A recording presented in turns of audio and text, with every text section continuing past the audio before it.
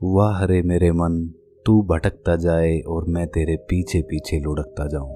जी हाँ दोस्तों, आज के युग में जब इतने सारे संसाधन हमारे पास हैं तो हमारे मन पर कोई वश ही नहीं रहा।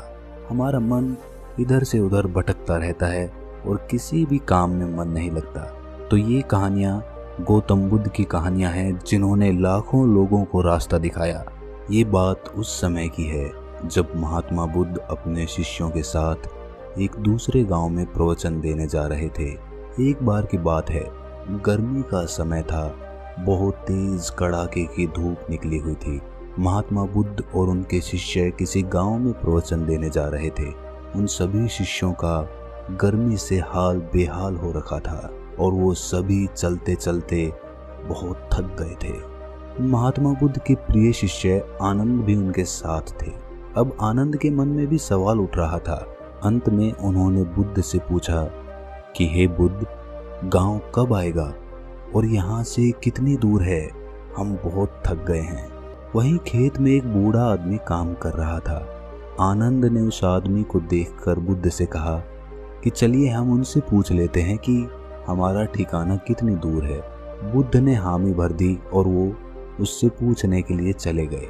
आनंद ने बूढ़े आदमी के पास जाकर पूछा कि यहाँ से अगला गांव कितनी दूरी पर है। बूढ़े आदमी ने कहा कि यहाँ से वो गांव अब कुछ ही दूरी पर है, आप जल्द ही पहुँच जाएंगे। ये कहकर वो आदमी बुद्ध की तरफ देखकर मुस्कुराने लगा। बुद्ध भी उस बूढ़े आदमी को देखकर मुस्कुराए। आनंद को ये समझ नहीं आया कि वो लोग क्यों मुस्कुरा रहे हैं, इसका कारण क्या है। मैंने भी ऐसी कोई बात नहीं कही कि जो ये लोग मुस्कुराएं। आनंद के मन में ये सवाल अभी घूम ही रहा था कि वो लोग आगे निकल गए। आगे कुछ दूर चलने के बाद गांव नहीं आया। तब आनंद के मन में फिर से ये सवाल आने लगा कि उस बुजुर्ग के अनुसार तो गांव अभी तक आ जाना चाहिए था, तो फिर आया क्यों नहीं। तभी उन्हें रास्ते में एक और आदमी मिले और आनंद ने उनसे भी यही सवाल पूछा कि आगे आने वाला गांव और कितनी दूर है। उस आदमी ने कहा कि ज़्यादा दूर नहीं है, बस 2-4 किलोमीटर ही दूर है। ये सुनकर आनंद ने मन ही मन सोचा कि बस अब तो पहुंच ही जाएंगे, पास में ही है।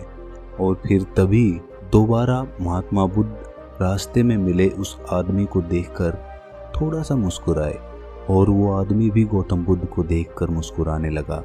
अब फिर से आनंद के दिमाग में सवाल उठने लगा कि आखिर दोनों के आपस में मुस्कुराने का क्या राज है। परंतु वो लोग आगे बढ़ते रहे। काफी आगे जाने के बाद भी गांव नहीं आया। अब आनंद ने एक बूढ़ी माँ से फिर पूछा कि गांव कितनी दूर है अम्मा। बूढ़ी माँ ने कहा कि बस कुछ ही कदम दूर है, आप गांव पहुंच ही गए हो। और एक बार फिर से वो बूढ़ी औरत बुद्ध को देखकर मुस्कुराने लगी। आनंद ने फिर ये सब देखा, लेकिन वो उस समय कुछ ना कहकर आगे निकल गया। अब भी गांव आने में समय था। आनंद के सब्र का बांध टूटने लगा था। वो समझ ही नहीं पा रहा था कि हम गांव पहुंच क्यों नहीं पा रहे हैं।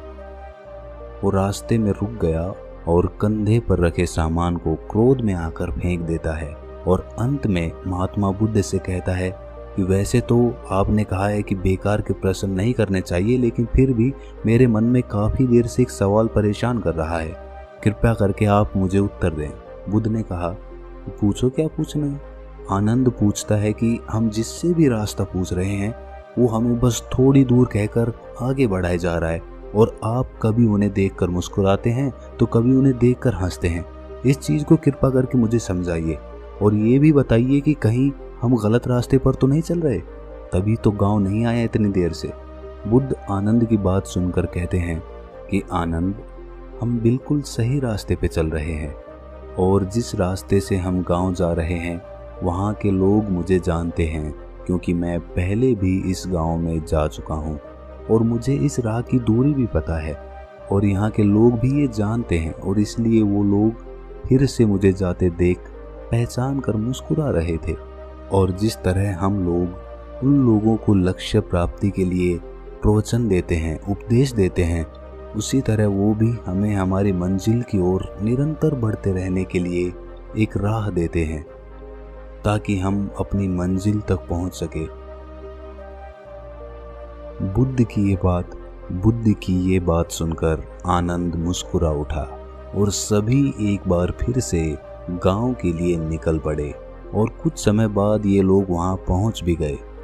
इसीलिए दोस्तों, जिस तरह बुद्ध और उनके शिष्यों को रास्ते में कई लोग मिलते हैं जो उन्हें मार्ग पर जाने के लिए प्रेरित करते हैं, ठीक उसी प्रकार हमारे जीवन में भी हमें किसी न किसी रूप में प्रेरणाएं मिलती रहती हैं। बस फर्क ये है कि हम उसे पहचान नहीं पाते हैं। हमेशा याद रखो कि जीवन में आगे बढ़ने के लिए अवसर हर किसी को मिलता है। ये हमारे ऊपर है कि हम उस अवसर को पहचान पाते हैं या नहीं पहचान पाते। और साथ ही अपनी मंजिल तक पहुंचने के लिए धैर्य रखना चाहिए। बेशक उसे मिलने में वक्त लग सकता है, थोड़ी कठिनाई हो सकती है, लेकिन निरंतर चलते रहने से एक ना एक दिन हमें मंजिल जरूर मिलेगी।